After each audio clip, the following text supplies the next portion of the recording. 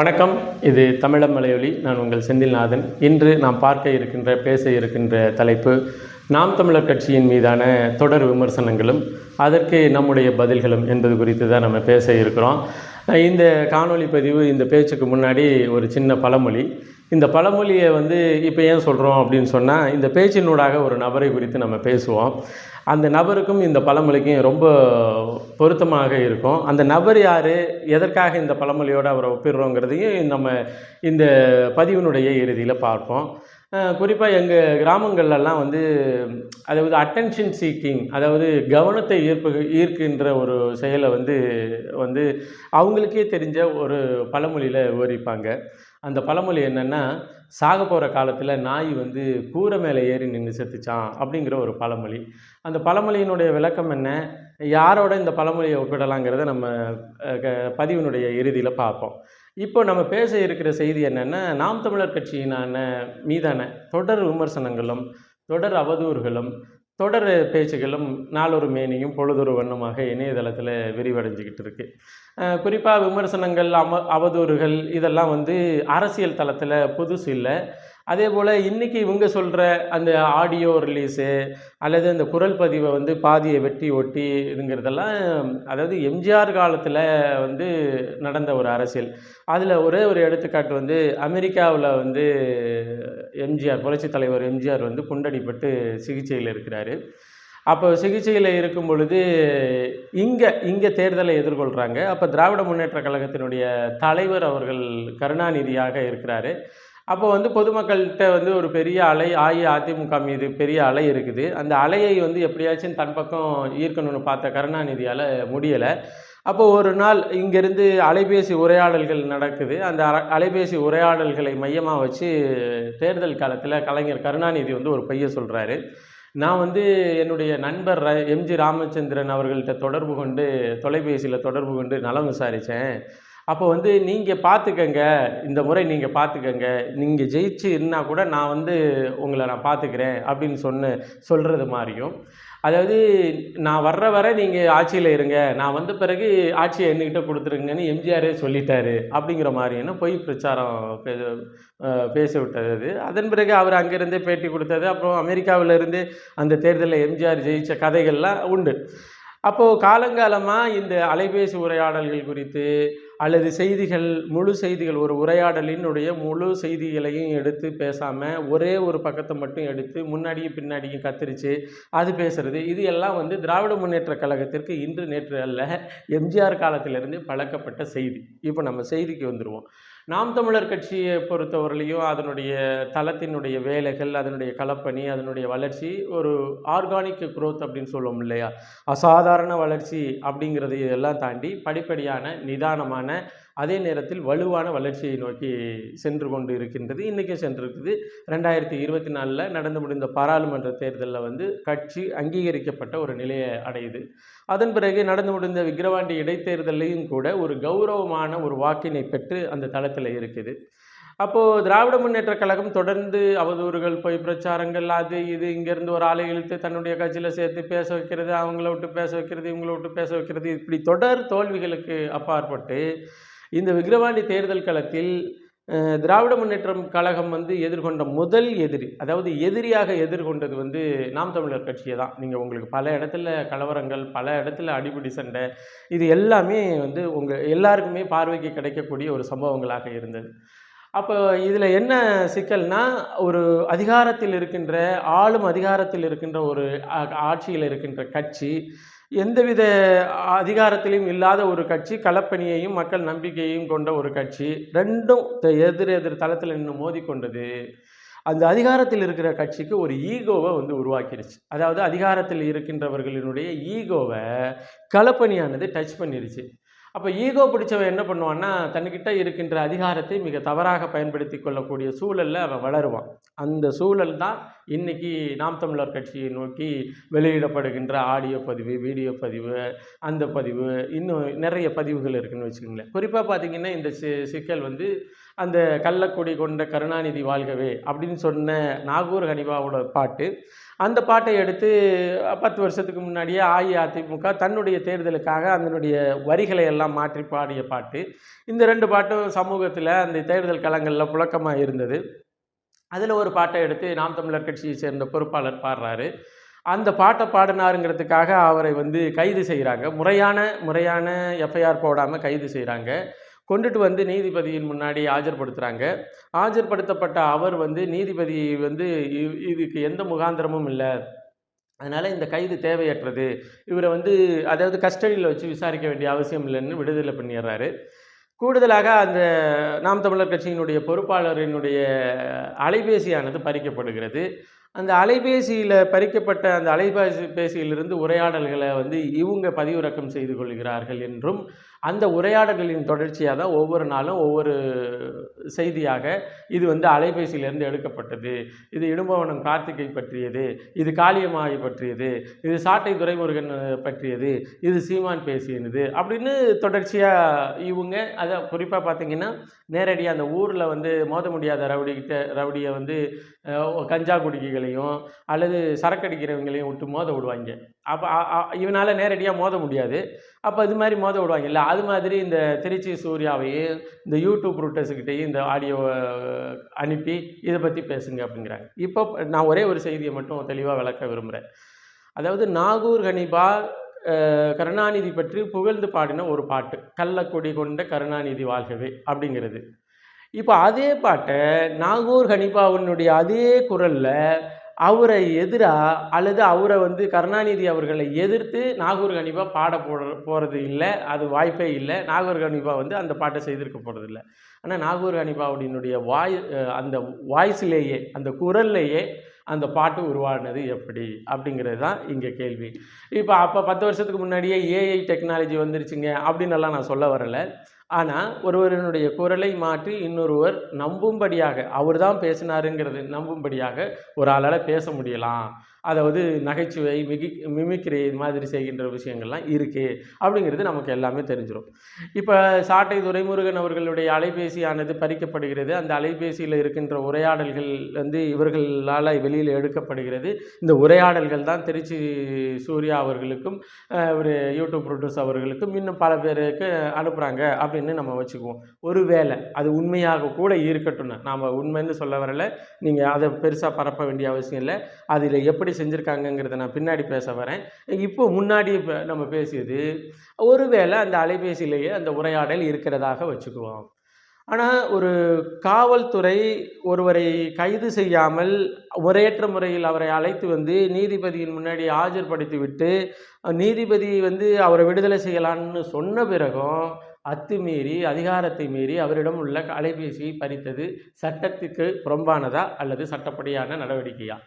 ஒரு தனி மனிதனினுடைய அலைபேசியில் இருக்கின்ற உரையாடல்களை எந்தவித முகாந்திரமின்றி, அதுக்குன்னு ஒரு கேஸ் இல்லை, அதுக்குன்னு ஒரு எஃப்ஐஆர் இல்லை, அதுக்குன்னு எதுவுமே இல்லாமல் காவல்துறை பறித்து திருட்டு வேலை செய்கிறது. அதாவது இது பேர் நம்ம இன்னொருத்த வந்து குரல் பதிவு ஒட்டு கேட்கப்படுகிறது, அலைபேசியினுடைய பதிவுகள் வந்து திருட்டுத்தனமாக வெளியெடுக்கப்படுகிறது அப்படின்னு எல்லாம் சொல்லணும் இல்லையா? அதனால அவன் தெரியாமல் செய்கிறான். அதாவது ஒரு முறை ராகுல் காந்தி அவர்களினுடைய அலைபேசி உரையாடல்கள் ஒட்டு கேட்கப்படுகிறது, நிறுவனத்தை வச்சு மோடி அவர்கள் செய்கிறாங்க அப்படின்னு நம்ம நிறைய பிரச்சனை வந்துச்சு. அது வந்து திருட்டுத்தனமாக கேட்குறாங்க அப்படின்னு சொல்லுவோம். அது கூட தெரியாமல் செய்கிறது.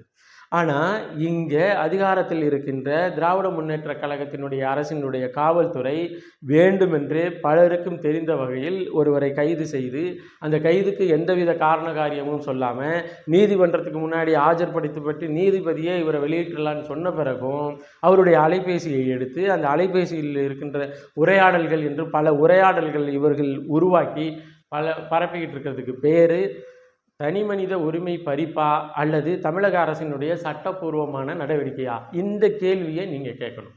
இந்த கேள்வியினூடாக இவர்களை விமர்சிக்க வேண்டியவர்கள் இந்த கேள்விகளை எல்லாம் அப்படியே வச்சுட்டு அவர் துரைமுருகன் பேசியது உண்மையா, துரைமுருகன் அலைபேசியில் பேசப்பட்டது உண்மையா, இடும்பவனம் கார்த்திக் குறித்து பேசப்பட்டது உண்மையா, காளியம்மாள் குறித்து பேசப்பட்டது உண்மையா, இந்த உரையாடல்களில் இருக்கிறாங்க. நியாயமாக பார்த்தா இது தனி மனிதனுடைய அலைபேசியை பறித்து அவருடைய, அதாவது எந்த வழக்கும் இல்லை, எந்த வழக்கும் இல்லை, எந்த பிரச்சனையும் இல்லாதப்போ ஒருத்தருடைய அலைபேசியை எரித்து பறித்து அவருடைய உரையாடல்களை வந்து பதிவிறக்கம் செய்கிறது வந்து மிகப்பெரிய அராஜக போக்கு என்று கண்டிக்கிறதுக்கு இங்கே யாருமே இல்லை. இப்போ நம்ம செய்திக்கு வருவோம். இப்போ ஒரு உரையாடல் நடக்குது. ஒரு உரையாடலில் ஒரு தொடக்கம் இருக்கும், ஒரு உரையாடலில் முடிவு இருக்கும், இடையில் வந்து கான்வர்சேஷன் இருக்கும். இப்போ தொடக்கம் முதல் முடிவு வரை இந்த உரையாடல்கள் குறித்து முழுமையாக தெரிஞ்சாதான் அந்த உரையாடலினுடைய நோக்கம் என்ன, அது எதற்காக பேசப்பட்டது, எதன் பொருட்டு பேசப்பட்டதுங்கிற விவரம் தெரியும். இப்போ இடையில ஒரே ஒரு ஸ்லாட்டை மட்டும் எடுத்துகிட்டு வந்து இதை பற்றிலாம் அப்படி பேசியிருக்கிறாரு அப்படின்னு சொன்னால் அந்த உரையாடலின் நோக்கம் தெரியாது, உரையாடுபவர்களினுடைய என்ன அலைகள் தெரியாது, எதுவுமே தெரியாது. அப்படி இருக்கும் பொழுது ஒருவரை வந்து அப்ரப்டாக கொண்டுட்டு வந்து ஒரே ஒரு கிளிப்பை வச்சுக்கிட்டு நீங்கள் குற்றம் சாட்டுவது எந்த விதமான அறிவார்ந்த நடவடிக்கை என்ற ஒரு கேள்வி இருக்குது. இன்னொன்று, இன்றைக்கி ஆர்டிஃபிஷியல் இன்டெலிஜென்ட் அப்படின்னு சொல்லக்கூடிய அந்த தொழில்நுட்பம் மிக மிக அதிகமாக வளர்ந்துருக்கு. அதற்கு மிக முக்கிய பல காரணங்களை நம்ம சொல்லலாம். இன்றைக்கி மோடியே அவருடைய குரலில் வேறு மாதிரி பாடுகிற பாடல்கள் வந்து வெளியாகிட்டுருக்கு. அதே போல் ராகுல் காந்தி அவருடைய குரலில் பேசுகிற மாதிரியான பல ஆடியோக்கள் ஆர்டிஃபிஷியல் இன்டெலிஜென்ட்டில் வீடியோக்கள் ஆடியோக்கள் பரவிக்கிட்டு இருக்கு. அதே போல் கலைஞர் கருணாநிதி மாதிரி பேசுகிறாங்க. இன்னும் நாகூர் அடிபா மாதிரியே அந்த பாட்டு 10 வருஷத்துக்கு முன்னாடியே பாடப்பட்ட பாட்டாக இருக்கின்றது. இது எல்லாமே இன்றைக்கி எதுவுமே சாத்தியம். அதாவது இப்போ நான் பேசுகிற மாதிரியே நாளைக்கு என்னுடைய குரல் அது 100% ஒப்புமை மிக்க ஒரு ஆர்டிஃபிஷியல் இன்டெலிஜென்ட் வாய்ஸை உருவாக்க முடியும் அப்படிங்கிறது தான் இன்றைக்கி உள்ள தொழில்நுட்பம். நீங்கள் இந்த காலத்தில் இந்த நேரத்தில் சண்டை போட்டுக்கிட்டு இருக்க வேண்டிய செய்திகள் என்ன அப்படின்னு சொன்னால், மின்சார கட்டண உயர்வு, நகராட்சி பகுதிகளில் தண்ணீருக்கான வரி உயர்வு, அதே போல் காவிரி நதிநீர் குறித்த எந்த தெளிவற்ற போக்கும் அரசு கொண்டிருப்பதனுடைய அந்த போக்கு, இன்னும் விலைவாசி உயர்வு, தமிழகம் முழுமைக்கும் எல்லா இடங்களிலும் நீக்கமற நடக்கின்ற படுகொலைகள், ஆம்ஸ்ட்ராங் படுகொலை தொடங்கி இன்னும் பல்வேறு இடங்களில் பல்வேறு படுகொலைகள் நடந்து கொண்டிருக்கின்றது. இது எல்லாம் குறித்து பேச வேண்டிய நம்மை நாம் தமிழர் கட்சியினுடைய நிர்வாகி ஒருவரினுடைய அலைபேசியை பறிச்சிட்டோம். அந்த அலைபேசியிலிருந்து எடுக்கப்பட்ட உரையாடல்கள் என்று இவர்களால் தயாரிக்கப்பட்ட பல உரையாடல்கள் பல இடங்களில் இங்கே பரப்பப்படுகிறது. இதுதான் ஒரு உண்மையான செய்தி. இதுதான் வந்து நாம் தெரிஞ்சு கொள்ள வேண்டிய ஒரு செய்தி. இன்னும் சொல்லப்போனால் ஒரு கட்சிக்குள்ளே உரையாடல்கள் அல்லது கோபதாபங்கள் அல்லது பேச்சுவார்த்தைகள் இருக்கிறது. எல்லா கட்சியிலையுமே இருக்குது. பல கட்சியில் அது வந்து வெளிப்படையாக இருக்குது. இங்கே ரகசியமற்ற மனிதர்கள் என்று யாருமே இல்லை. இன்னும் சொல்லப்போனால் உதயநிதி ஸ்டாலின் அவர்களுக்கென்று ரகசியம் இல்லையா, அல்லது மு.க. ஸ்டாலின் அவர்களுக்கென்று ரகசியம் இல்லையா? அவங்களுடைய அலைபேசி எல்லாம் எடுத்து ஒரு நாள் தனியாக வச்சு பாருங்கள். சபரீசன் அவர்களுக்கு ஒரு ரகசியம் என்று ஒன்று இல்லையா? அப்போ அது மாதிரியான ஒரு சின்ன பிள்ளைத்தனமாக இன்னும் சொல்லப்போனால் ரொம்ப ஒரு என்ன சொல்கிறது, இந்த தமிழக அரசு வகிக்க இருக்கின்ற அந்த உயரத்திற்கு தகுந்த மாதிரியான ஒரு அணுகுமுறையை திராவிட மாடல் அரசு இதை கொண்டிருக்கலை. கூடுதலாக ஒரு கட்சியினுடைய ஒரு பொறுப்பாளரின் அலைபேசியை வந்து எந்தவித சட்டமும் இன்றி அல்லது சட்ட நடவடிக்கைகளும் இன்றி சட்டத்திற்கு புறம்பாக பறிக்கப்பட்டு அவருடைய அலைபேசியிலிருந்து இந்த உரையாடல்களை நாங்கள் வெளியிடுகிறோம் என்று பல உரையாடல்கள் இவர்களால் தயாரிக்கப்பட்டு வெளியிடப்படுகிறது. இதுதான் உண்மையான உண்மை. இதில் என்னென்னா இவர் பேசிட்டாரு, கருணாநிதியை பேசிட்டாரு, என்னுடைய தலைவரை பேசிட்டாருன்னு ஒருத்தர் வந்து சாக போகிற காலத்தில் நாய் கூரை மேலே ஏறி செத்துச்சு பார்த்தீங்களா, அது மாதிரி ஒருத்தர் தனியாக கூட்டம் போட்டெல்லாம் பேசியிருக்கிறார். அவர் பேசும்பொழுது நான் வந்து இங்கே இல்லாமல் போயிட்டேன், நம்ம வெளிநாடுகளில் இங்கிலாந்தில் இருந்த அந்த பணிகளில் கொஞ்சம் ஈடுபட்டதுனால அவருக்கு பதில் சொல்ல முடியல. ஆனாலும் அவருக்கு சொல்ல வேண்டிய பழமொழியாக ஒரே ஒரு பழமொழி இருந்துச்சு. அதுதான் நான் சாக போகிற காலத்தில் நாய் கூரை மேலே ஏறி செத்த கதை அப்படிங்கிறது தான். இப்போ அந்த பழமொழி என்ன சொல்லுதுன்னா, ஒரு நாய்க்கு வந்து ராஜாவாக மாறணும் அப்படிங்கிற ஒரு ஆசை இருந்துக்கிட்டே இருந்த பொழுது அதனுடைய தொடர் நடவடிக்கை அது வந்து நாயாகவே இருந்துச்சு. ஆனால் காட்டுக்குள்ளே ராஜாவாக இருக்கிற சிங்கம் என்ன செய்யும்னா, ஒரு பாறையினுடைய உச்சியில் இருந்துட்டு நின்று சக விலங்குகள் முன்னாடி வந்து உரை நிகழ்த்தும். அதாவது மேலே எப்பயுமே ராஜாங்கிறவங்க மேலே இருப்பாங்க இல்லையா, அதை பலமுறை இந்த ஊரில் இருக்கிற நாய் வந்து பார்த்துக்கிட்டே இருந்திருக்கு. நம்ம வந்து ராஜாவாக இருக்கணும் அப்படின்னு நினச்சிட்டு அதால் ஒன்றுமே முடியல, சாகிற வரலையும் ஒன்றுமே செய்ய முடியல. அப்போ என்ன பண்ணுச்சுன்னா, நம்மளுக்கு சாவு வந்துருச்சு, நெருங்கிருச்சு அப்படிங்கிறத உணர்ந்த அந்த நாய் என்ன பண்ணுச்சுன்னா, மேலே ஏறி, அதாவது ஒரு கூரை விட்டு மேலே ஏறி உட்காந்துக்கிச்சு. கூரை விட்டு மேலே ஏறி நின்று உட்கார்ந்ததோடு மட்டும் இல்லாமல் சுற்றி முற்றிலும் வந்து குலைச்சிக்கிட்டே இருந்திருக்கு.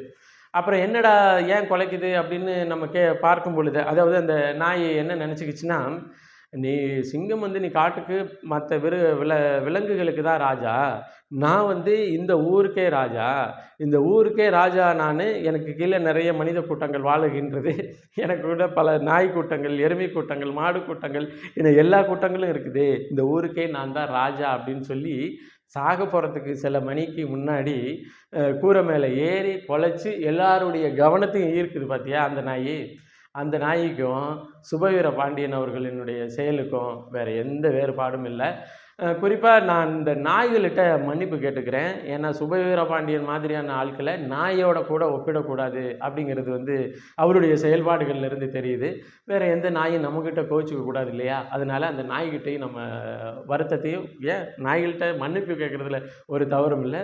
சுபவீர பாண்டியனோடு ஒப்பிட்டதற்கு மற்ற நாய்ங்க என்னை மன்னிச்சுக்கணும் அப்படிங்கிறதையும் பதிவு செய்து, காலம் வந்து மிகப்பெரிய வேலைகளை, கடமைகளை நமக்கு கையில் கொடுத்துருக்கு. இன்றைக்கி நாம் தமிழர் கட்சி ஒரு அங்கீகரிக்கப்பட்ட நிலைக்கு உயர்ந்த உடனேயே இந்த திராவிட மாடல் அரசு, திராவிட Munnetra Kazhagam artificial intelligent violence வரைக்கும் போயிடுச்சு. அப்போ இன்னும் நம்ம செய்ய வேண்டிய வேலை, நம்ம செய்ய வேண்டிய ஒரு துடிப்பான வேலை, இந்த வேலையெல்லாம் எவ்வளவு இருக்குங்கிறத நமக்கு தான் தெரியும். அதனால் இந்த விமர்சனங்கள், ஐயோ அவரை எப்படி பேசிவிட்டால், யார் பற்றியும் யாரும் பேசவும் முடியாது. இன்னொன்று, யார் மாதிரியும் யாரும் பேசலாம் அப்படிங்கிற உண்மையையும் நீங்கள் புரிஞ்சுக்கங்க.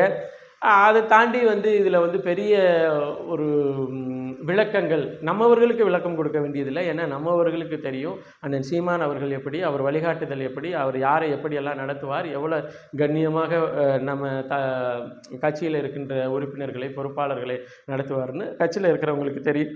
வெளியிலேருந்து பார்க்குறவங்களுக்கு ஒரு பெரிய விகல்பமாக தெரிஞ்சுவிடக்கூடாதுன்னு தான் இந்த பதிவு. குறிப்பாக யார் மாதிரியும் இந்த காலத்தில் பேச முடியுங்கிறத நம்ம தெரிஞ்சுக்கிட்டோம்னா, இந்த திராவிட முன்னேற்றக் கழகம் வேண்டுமென்றே ஒருத்தர் அலைபேசியை சட்டத்துக்கு புறம்பாக பறித்து வைத்ததற்கும், அதன் பிறகு அந்த அலைபேசியில் இருக்கின்ற உரையாடல் என்று சொல்லி இல்லாத பல உரையாடல்களை இவர்கள் வெளியிட்டு பரப்புவதற்கும் மிக முக்கியமான காரணம் என்னவென்றால், நாம் தமிழர் கட்சியை கண்டு திராவிட முன்னேற்றக் கழகம் மிகப்பெரிய அச்சத்திலும் அச்சுறுத்தலையும் இருக்குது அப்படிங்கிறத புரிந்து கொள்ள வேண்டும் என்பதை பதிவு செய்து, மீண்டும் ஒரு காணொளி பதிவில் இணைவோம். நன்றி, வணக்கம்.